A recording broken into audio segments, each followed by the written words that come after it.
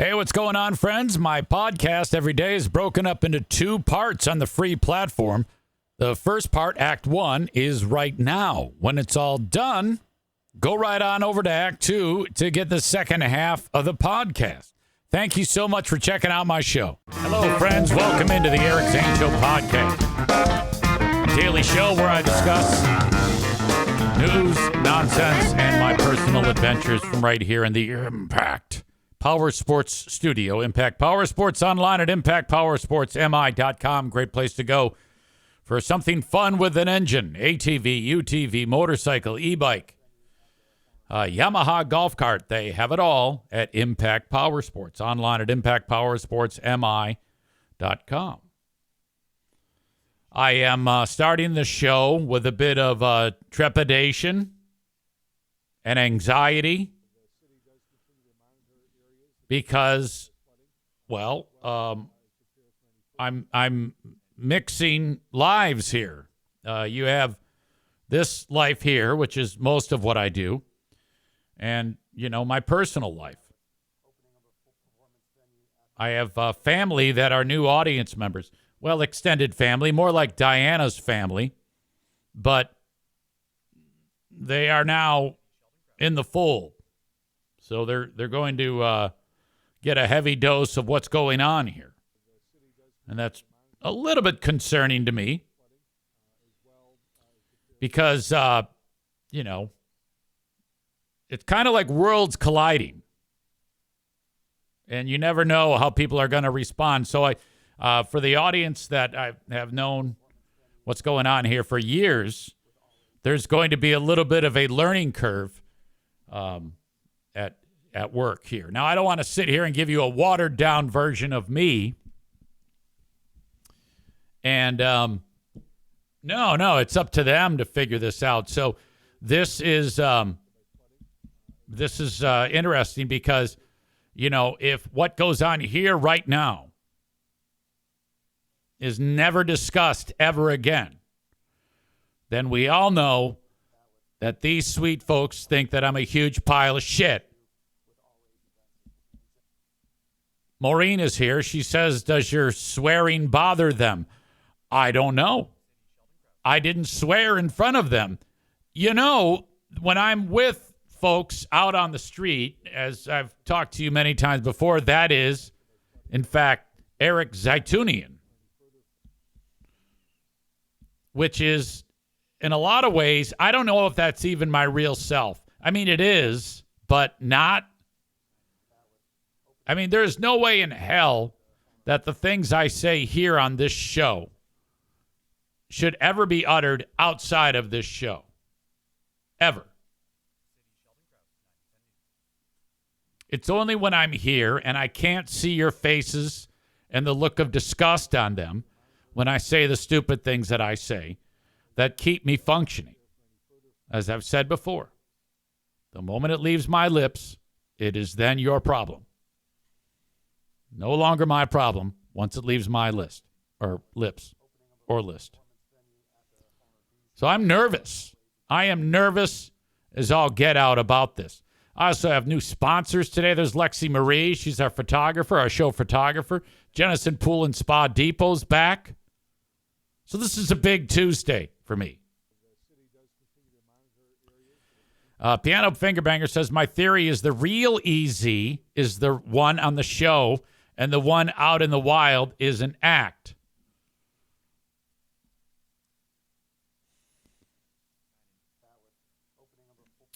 That's tricky.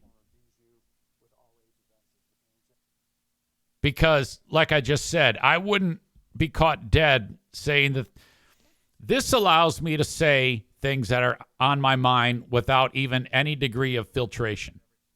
This show. That's what happens here. There is a high degree of filtration when I'm in the wild. Because I don't want to be the asshole who is dominating the conversation and just a fucking blowhard. So no, I can't really agree with what you said. I would not want to be, if I'm out in the wild and I meet somebody like me out in the wild, I don't want to be by them. I know that sounds weird, but it's true. Who the hell would want to hang out with an asshole who's just filling every bit of silence with his stupid voice? Of course, that's what I have to do here. I have no one else to be that voice. As Bruce is now officially really relaxed, rolled on his back again, and showing us his genitals. Rebecca says, I'm guessing your real personality is somewhere in the middle. Yeah, I mean, we've all been, some of us have hung out together. When we've been at like the corner bar or playing pinball, I'm not like a blowhard in those settings like I am here. But I kind of have to be a bit blowhardish here because, again, if I just sat here like a twat and just basically hemmed and hawed and it took forever to get to a point and was kind of a bitch, nobody would give a shit. Who wants to hear that? No, you want this. So I cannot agree with that, piano finger banger. Nick says, let's hope these mofos are cool.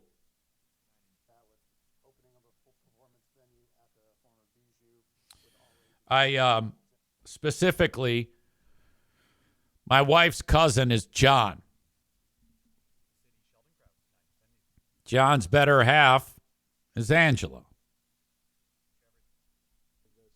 I directed her to how to get the Twitch stream. She downloaded the app. She gave herself a fun name. She's following. In fact, I texted her right before this show started. I said, I'm going live right now. So I don't know if she's here right now. I couldn't tell you. Maybe I can. There's a button I can click. So this is, and I also, my wife's cousin, Sally, could very well be here too. So I'm not going to sit here and dance around. You know what? I will never ever make apologies for what I say or do. I just throw it out there and hopefully people like it. That's it. That's all I can do. But let me just tell you that those are my people in Owensboro, Kentucky. What an outstanding place to live. You know, this is like the type of town like John Mellencamp sang about, small town.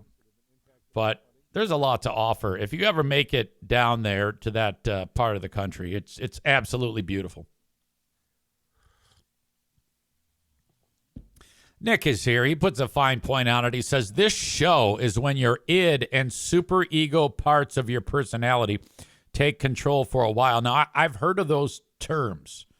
I believe that has something to do with Sigmund Freud, but I don't know what it means.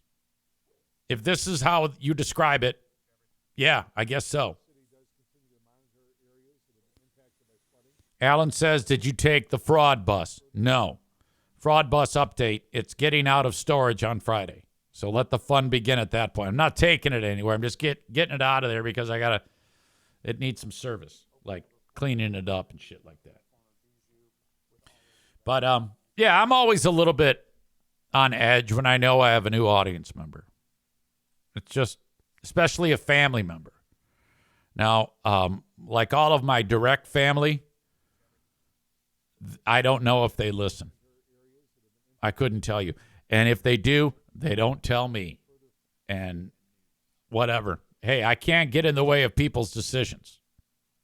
I'm guessing if they do and they don't talk about it, they're either embarrassed or they don't like it. Or I guess that could be two things at once.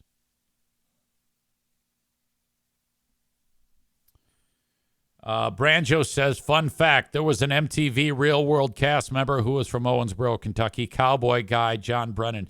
That may be a fact, but it's not fun. There is nothing fun about that fact.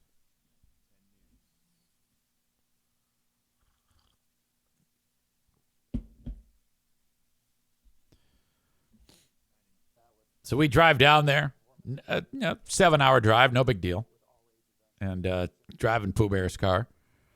And we get down there, and I wrote some notes about a couple of things that I think are important to stress. We go to it's a surprise birthday party for Diana's cousin. Now, this is a very, very large family, and it has been a long time since I have visited Owensboro, Kentucky. Pooh Bear goes at least once a year. For whatever reason, one reason or another, I have not attended. Now, I have been there to see these folks, but it was a lifetime ago. So I couldn't. Now, outside of John, which is John and Angela's house is where we stayed over the weekend. I know John. I've talked to John over the years, and I think he visited Michigan once or twice. And we're about the same age. We got a lot in common. And so I remember John. I've never met his wife. I walk up to the home, and I meet his wife. In fact, Angela is her name. She's very, very sweet. Love her to death. Best friends for life now. And first thing I say is, I go, Angela, we haven't met. And she goes, no, I don't believe we have. I go, okay, well, here we go. So that was nice. It was good to go. We go to this surprise birthday party for Diana's cousin.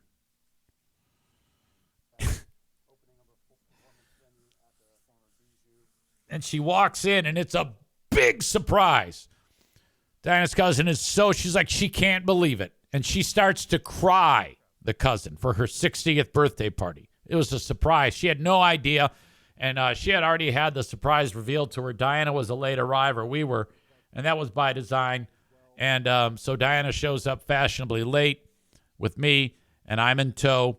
And cousin starts crying. Now, what I said on video to cousin who's crying was, it's so nice to meet you. You know where this is going, don't you? I've met her. I just don't remember. In fact, there was a photo album there, and I didn't realize that I had met her until later on. There's a photo album, and I'm thumbing through the pictures, and there's me with her in 1990 whatever. Hey.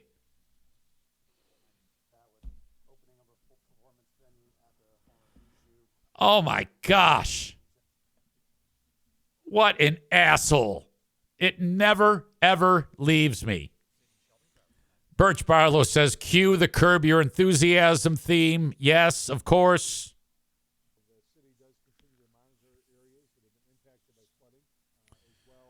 So then that was like the first person I interacted with, was Sweet Sally. Ah, it's so nice to meet you, finally. No, you asshole. Just shut up. Me. I'm talking about me. In case anybody's watching, new audience members who are like, hey, idiot.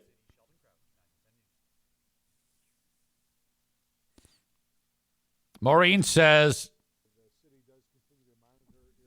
let's see, what did Maureen say? I sure did know where this was going. First-hand experience with you, EZ. Yeah, I had met and spoken with Maureen more than once. And then when I met Maureen again at Irvine's, I said, nice to finally meet you. Ladies and gentlemen, the great Tony Gebhard is here, and he just gifted 5 Tier 1 subscriptions out of his own pocket. Wow. To Corn Pop, Starman, Badger, Tyler, and Handsome Kev GR. You are very kind. You did not have to do that. I appreciate you.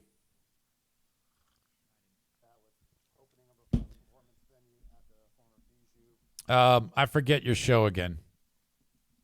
Let me see. I want to give you a pop on this.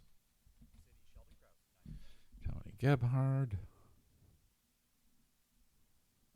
Did you ever send me how I find your show? I don't know that you did. Would you? All I see is I have your address. Yeah, I would love to point folks in the direction of that. All things blind. Tony talks about all things blind. So anyway, that was a horrible incident, but otherwise the sweet tea was very good, and the food was good. Birthday cake was good, and I got to talk with several people that I haven't seen in a long, long time. Tony says, no, I didn't. I'll email you today. Badger says, I got a subscription. What does that mean? That means you can you now get it commercial free with a tier 1 subscription, and you can chat.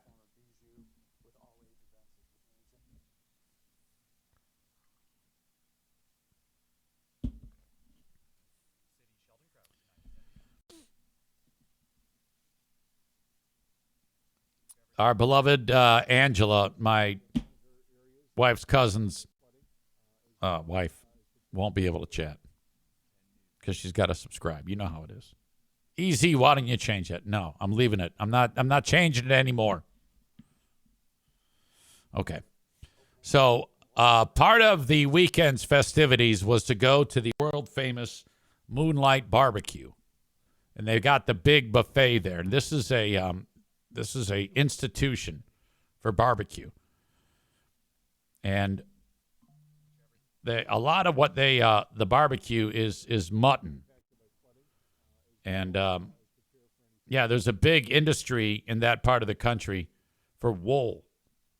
And they get the sheep when they're getting ready to be put out. They're getting ready to go to the Rainbow Bridge, and they process the sheep for meat. And then it's like, oh, my God, the problem is old sheep is hard to cook. You can only do it slow and low. So that's what they do, and it's absolutely amazing. So I can't wait to get in there. Audience member Nate and his lovely better half Sheila, along with their kids, showed up. They live about an hour and a half away, and I said, hey, buddy, I'll be there. Come see me. So they all came, and we had a big lunch on Saturday. We walk into the place, and Diana says, okay, see that guy right there, that old guy? He is a dick. I go, what? What are you talking about? And she says, yeah, that's the guy who owns the place. He is a dick. And I'm like, how in the world could you possibly know this? She says, well, he gets pissed off at his employees. And I'm like, okay, well, I'm going to give this guy the benefit of the doubt and see what happens. By the way, he's sitting right next to, like, he's got like a device. It's kind of like a CB radio. All right, you like breaker 1 of those, and it's like on the wall. And what he does is he watches the buffet like a hawk. And if anything gets a little low, he just keys the mic. Carrots! We need some carrots! And yeah, he sounds a little bit like Sling Blade.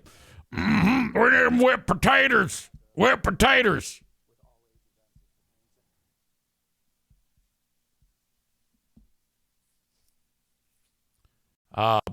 So he's there, and he's really hands-on. In fact, I was intimidated by him because Diana said that he's a dick. But I'm like, all right, we will see. So I get in line, and he gets in line right behind me. And I noticed that he was wiping up like the buffet bar. And I'm like, am I making a mess? I was concerned that if I make a mess, he was going to get pissed off and scream at me. So I was extra careful not to make a mess as he was cleaning the thing. And so I am literally getting one of everything, like a little scoop of the carrots, a little scoop of the this, that, macaroni and cheese, the potatoes, and I'm working my way down until my plate is full, and then I'm going to get out of line, then I'm going to get back in line and resume, the next thing. So I I'm looking at the things, and I can tell those are carrots, those are apples, those are potatoes, that's gravy, that's barbecue something, but I don't know what they are. But little do I know that if I would have just looked up, there's like little, tells you what the hell you're getting. And I wish I would have seen that, because I put something on my plate that was deep fried, but I could tell that underneath the breading that it was like a gray. I want to see if anybody can guess what this was, what I put onto my plate. Here are your clues. Legendary barbecue place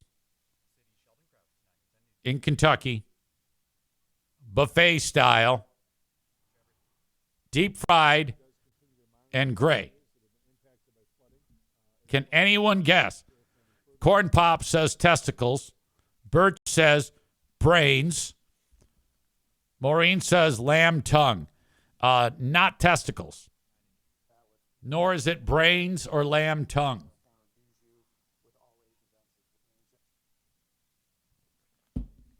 Bring my plate back. Sit down. Everybody's eating. I get to the point. I go, well, it's got to be good. It's deep fried. I take a bite of it, and it's like, all right, I guess.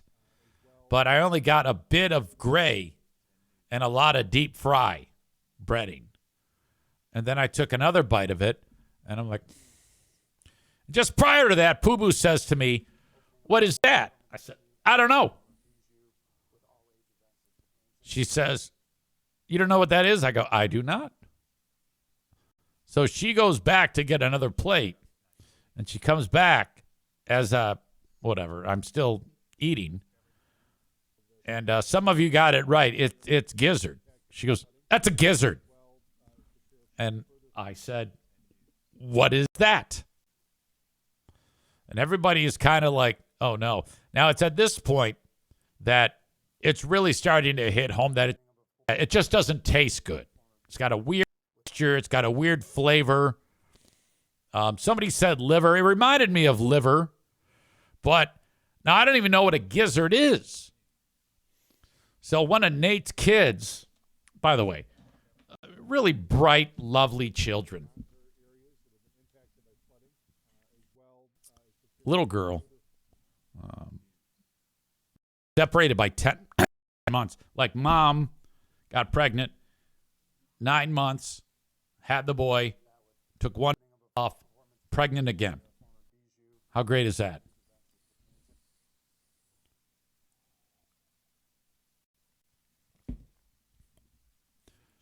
And she looks it up, and she shows me her phone.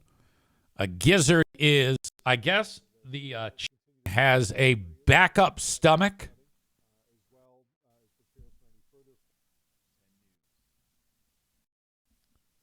And so then it officially was sickening at that point. I didn't eat any more after that. I was like, yeah, okay.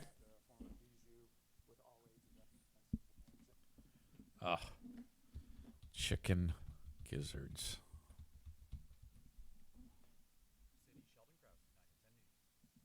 My God. All right, let me look up raw chicken gizzards. Okay, here you go. You've seen these when you've cleaned out the chicken. This is a chicken gizzard. Fuck me. The fact, though, that someone really likes that, it's a bad tasting food. It tastes horrible. And it's not acquired taste. It's just shit. There you go. That's what they look like. Can you stay there? That's what I saw, the gray. The chicken gizzard is located here, where this fucking square is. That's what I was eating, the gizzard. Shit. Who is the asshole that said, let's eat this? That has to be something that poor people, when they get a chicken, they probably made a food source out of everything that was in the bird. And then it just kind of like carried on over the years.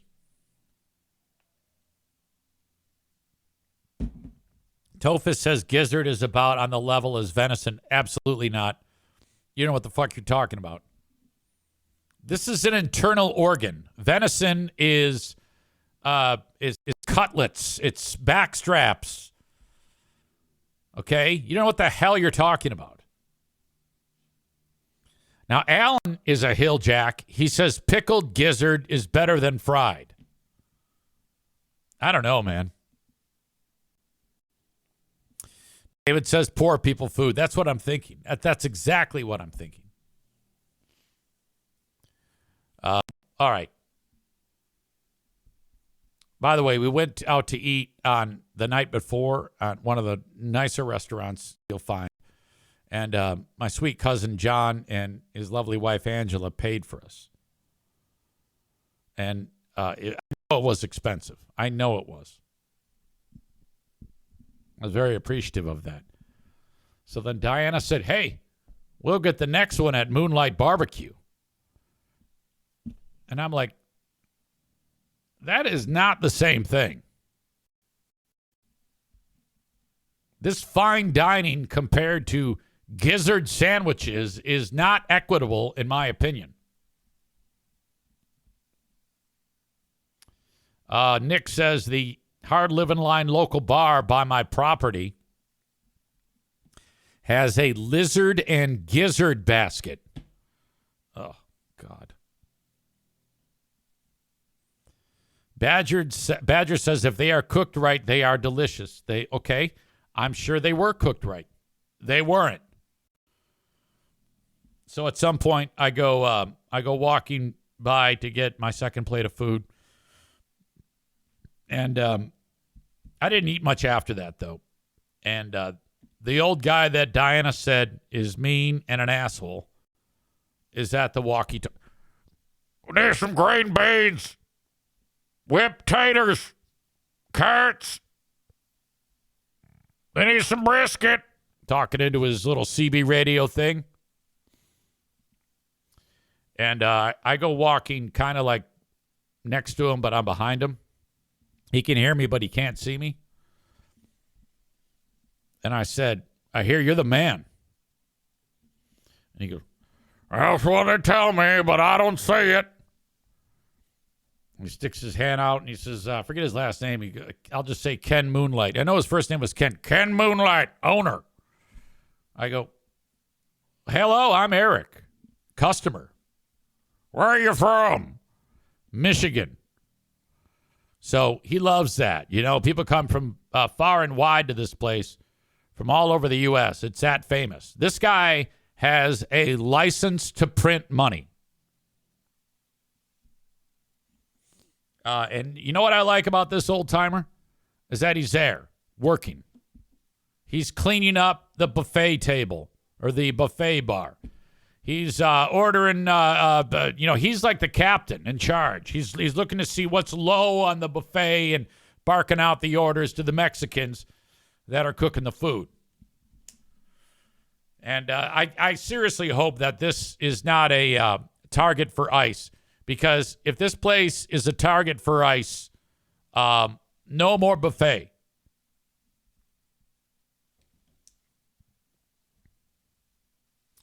Tophus says Ken Moonlight laid a lot of pipe in the trailer park. Birch Barlow says, if you think gizzards are nasty, never get scrapple if you are in Pennsylvania, New Jersey. I've heard of that, but I've not had it. Tophus says, you have a connection issue. Nick says, I thought it was just me. Yeah, I noticed that too. It seems to be laggy and stupid. My apologies if you're getting that. It seems to come and go. But I'm kind of on a roll, so I don't want to stop. Keep me updated on that. Like it's, hey, easy, it's getting better. It's getting worse. You're frozen. You suck. All that. So I stayed at Diana's cousin's house, cousin and wife. It's their house. And last time I saw John we were kids. Well, 20. And since then, the dude has acquired a set of skills that I think should be discussed because they're kind of legendary. Let me just say this.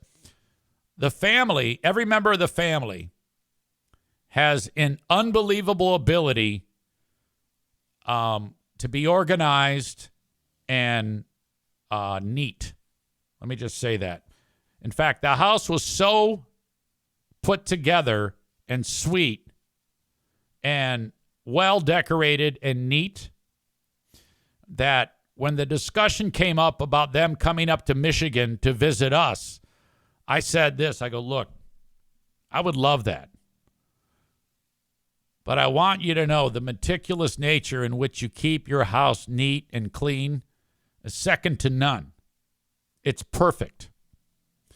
They admit to me that there's an OCD thing going on for every member of that family, which, okay, to me, that's a superpower because I love a neat house. I really do. I wish I could have one. But I said, I go, look, just, you know how your house is and you know how you have to have it a particular way? Yeah. I go, I want you to picture the opposite of that, and that's my house. And it's going to drive you nuts. Like we were watching Funniest Home Videos, and in the background of this one guy who fell on his face or something like that, you could see like the mess behind him on the countertop. They go, oh my God, look at that counter. And I'm like, oh God, that's my house. Shit, fuck. And my house, you could give me 1 year to prepare for your arrival, and it wouldn't look even remotely as organized and neat as your house. Case in point, I went into the garage, and John has this unbelievable set of tools, and he's a guy who has it all like in particular spots. It has to be there. Whereas I am, if I can actually get a wrench to whatever, tighten something, when I'm done with it, I just throw it as hard as I can back to the general area where like the toolbox is. That's how I am. And the tools are scattered throughout drawers of the house, whatever, wherever. Okay, let's say I tighten something. Then I'm not going to walk back to, in some cases, I won't walk back to the toolbox and just throw it in there. I'll just open up any drawer in the kitchen and put it in there and shut it. That's how I roll. And then I don't think about it. And then when I need it, I'm like, where is that fucking thing? I go back to the toolbox. It's not there.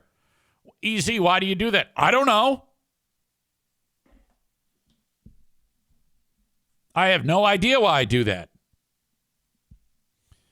Now, this is the second residence that I've talked about that things are just really, really, really organized. I talked about my best good friend, Fast Jimmy Minima. His house is like that. And I always feel bad when he comes over. House is a mess. Dogs stink. Shit everywhere. You know? And so being in this house where it is just, it's right up my alley. It's a house I wish I had when it comes to how it's decorated, and it's just fucking sweet. And John is guy who on the weekend will rip out a wall and add an addition onto his house. He's that guy. And sure enough, I walk in there and you can see it from the outside. He's putting an addition onto his home right now, and it's very elaborate and very large. He's essentially, it looks like he's doubling the size of his house. And he's also he does a lot of things. This guy has his hands in everything. My wife's cousin. He has a full-time job in the steel industry. But on the side, he's a contractor. So he's, flipping houses, doing work on houses. It's incredible. And he's got so many things going on that just hearing about all the different, things that are happening in his life gives me anxiety. I'm like, how the hell do you keep all this together? This house had so many beautiful living spaces. I was so jealous of it. I'm like, look at this place. The only living space that I really want to be in my house is that sunroom, which Diana's brother now owns. And the floor is, I mean, honestly, I could clean that floor every single day, and there would be a fresh layer of tobacco on the floor in between cleanings. I even said to that, I go, look, you got to understand. So if you come to my house, it's going to be the opposite of what you like here. And they said, well, we can put up with it for a couple of days. I go, you're going to have to. You're going to have to. Either that or stay somewhere else. I'm just letting you know. I go, this is what it's like. And I told them about the tobacco.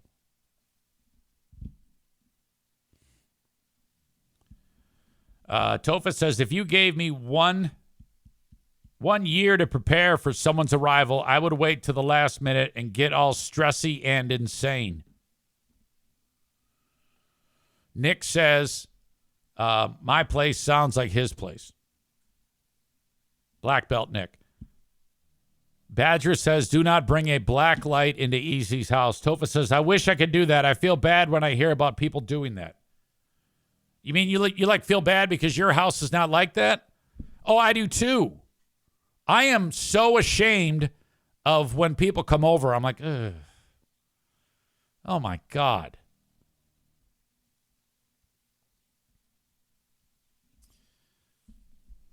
So anyway, really, really nice. Fantastic time. I don't know where I was going with that. I was going to talk about something else. Being in Kentucky, the Kentucky Derby going on this weekend, which is a huge deal everywhere. But you kind of get a sense of how of it when you're actually where it's going to be. Now, the Derby happens, I think, in Louisville, Kentucky, Churchill Downs. We are in Owensboro, so that's pretty reasonably far distance away from it. But I don't know if you were able to see this, but it was one of the most ridiculous things I've ever seen in my life. That damn horse, Golden Tempo, like the last quarter of the race is in last place. And then, like a light switch, the horse just starts to take off, and it makes up all of that ground and catches all the other horses and comes back and wins the damn thing. 23-1 odds. Long shot.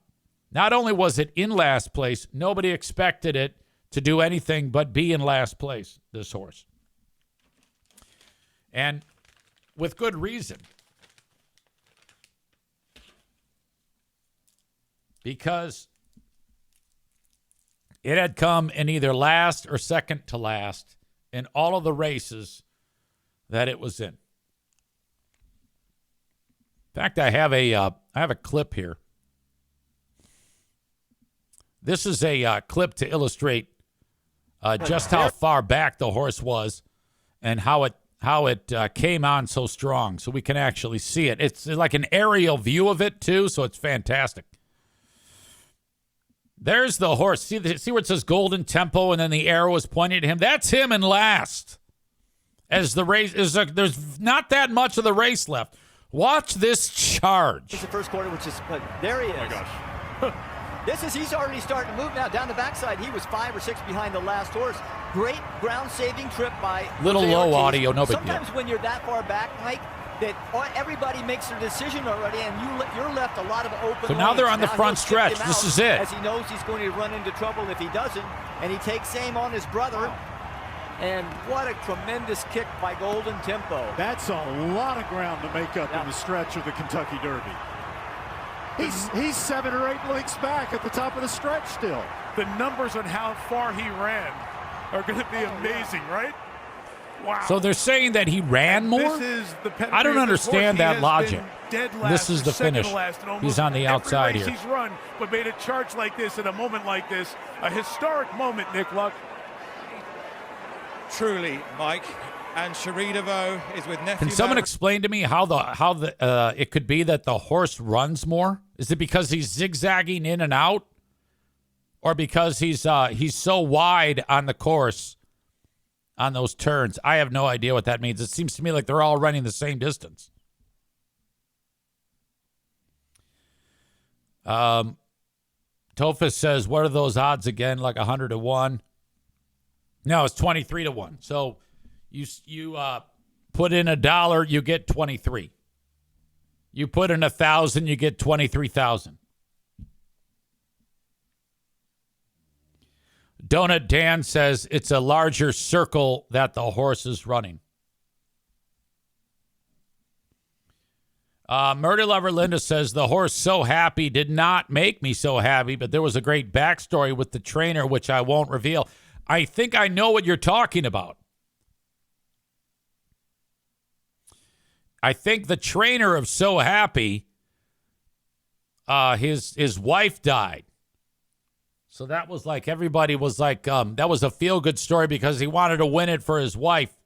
I think that's what you're referring to.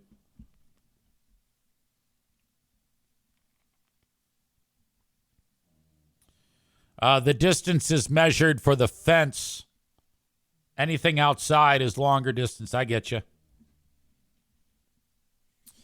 It was also important because I guess in horse racing, there's never been a time that a chick has been like the trainer. You know, you have the jockey that's on the horse. He's a hired gun to ride that horse, but it's the trainer who, you know, takes care of the horse, makes the horse stronger and faster. So I think that has more impact than the jockey. And this particular jockey, trainer, is Cherie DeVoe. And never before has a female trainer trained the winning horse for the Kentucky Derby. This is the reaction of the horse running down the front stretch and her realizing that the horse had a chance, and then realizing that the horse is making a move, and then realizing the horse is going to win. This is her reaction to all of that. Oh, shit. Is getting going on the far outside in Columbus. They're both putting in their runs as they arrive into the final furlong. O'Sally is also gaining ground on the far outside as they come to the last 16th of a mile. Denon Bourbon in front. O'Sally a new drop shot. Renegade and Golden Temple are closing too. Here's Golden Temple.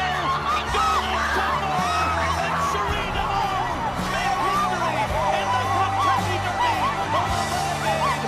All right, after that reaction, let's hope that a woman never trains a winning horse ever again. We don't want to have to see this ever again.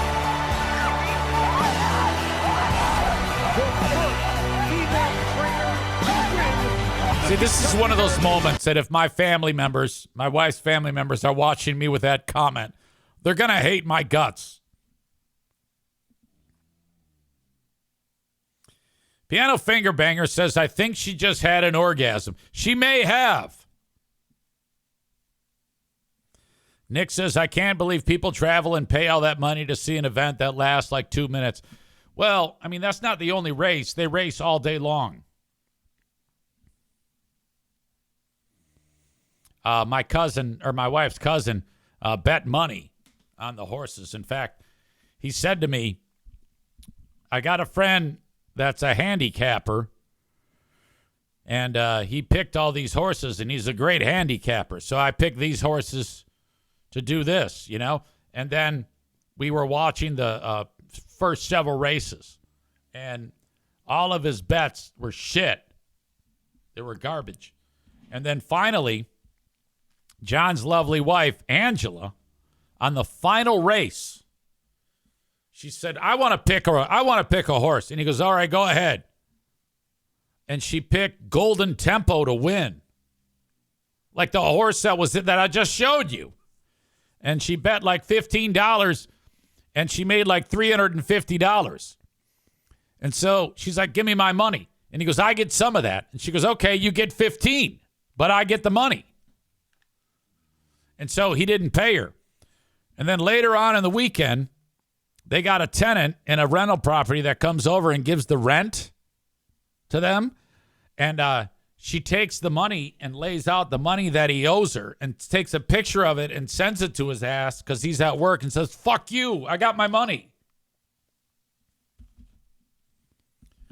Tophus says, win $48.24 on a $2 bet. Exacta is $278.86 with a $2 bet. Trifecta, 5,000. All right.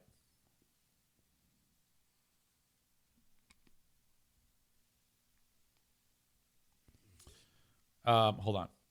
I'll send you the link when I get done.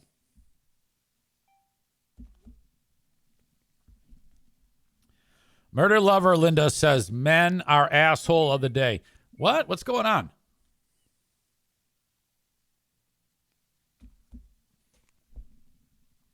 Nick in Houston is here. He says, I emailed you a story, Easy. I appreciate that. That is awesome. By the way, my wife's cousin, John, is, okay, when it comes to a Southern accent,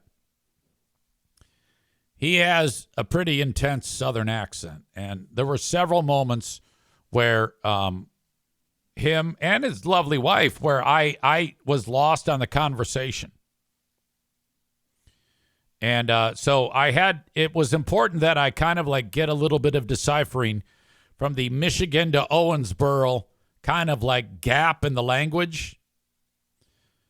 And it actually, there were moments where I didn't understand what was happening. And what I had to kind of grasp is that there are certain words that just sound 100% differently. Like my pal John, or my wife's cousin John, who is just so cool. He works in the steel industry, and I wanted to find out exactly what he does. So while he was describing it to me in his job, he has to work with steel coils, these giant rolls of steel, you know? And I'm asking him about his work, and he's explaining it to me, and he keeps saying something that's confusing to me. And because he was saying the coal. So then I take the coal and I unwind it. Now, I'm not speaking with a Southern accent, but it really was a language barrier. I think I would have had an easier time understanding him if he spoke Spanish, and I don't speak Spanish at all. And he kept talking about this coal and this coal. And I go, so what do you do with coal? He goes, I uncoal it. I go, you uncoal the coal? And he goes, yeah. I take it out and then I put it back in. I go, so do you light the coal on fire and then you heat up the coil? He goes, no, we don't light up the coal. What the fuck? What are you talking about? And so I'm thoroughly confused. And then it finally hits me. He's saying coil. Coil is coal. Foil is full. Oil is old. All right, that is Act 1 of the podcast. Act 2 is available right after this one. Go check it out. What are you doing? Don't miss a second of it. Thank you so much.